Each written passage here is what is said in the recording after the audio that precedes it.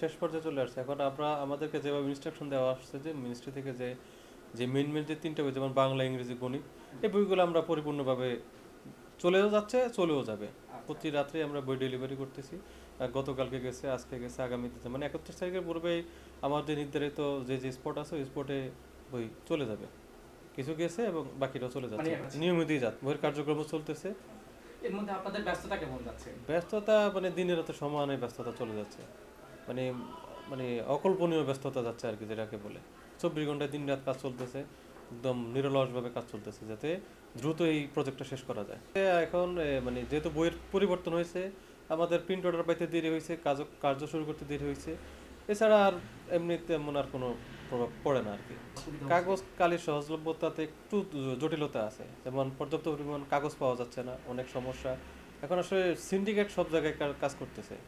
ওরা এই সময়টা কি করে, দেখা যাচ্ছে আমাদের যখন দরপত্র হয় তখন একরকম থাকে, যখন আমরা কাজ শুরু করি তখন তারা কি করে সিন্ডিকেট করে এটা বাজারে মানে মূল্য বৃদ্ধি করে দেয়।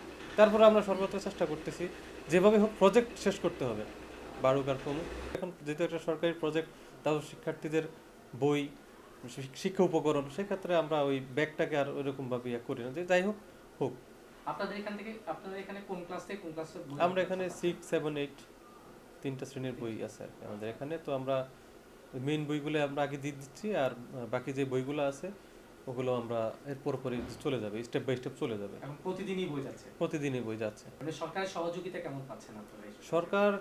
সরকার পক্ষে সর্বাত্মকভাবে ওনারা ফিল্ডে কাজ করতেছে, যেভাবে দ্রুত বই দেওয়া যায়। ঠিক আছে, ওনারা দিন রাত ওনারাও পরিশ্রম করতে, কোনো বন্ধ নাই, কিছু নাই, ওনারাও প্রতিনিয়ত মনিটরিং করতেছে, প্রতিনিয়ত দিন রাত সমান তালে ওনারাও খুব সাপোর্ট দিয়ে যাচ্ছে যে কিভাবে দ্রুত বইটা দেওয়া যায়। আপনারা তো প্রতি বছরই বইয়ের কাজটা জি, করেন অন্তত। প্রতি বছর।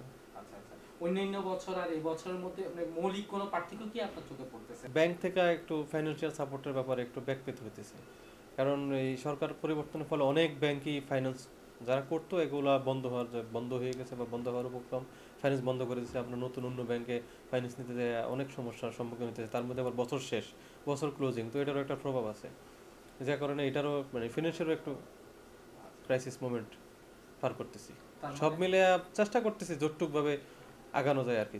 তো আগাইতেছি ইনশাআল্লাহ, অসুবিধা নেই, হয়তো বা সব কিছু ঠিক হয়ে যাবে।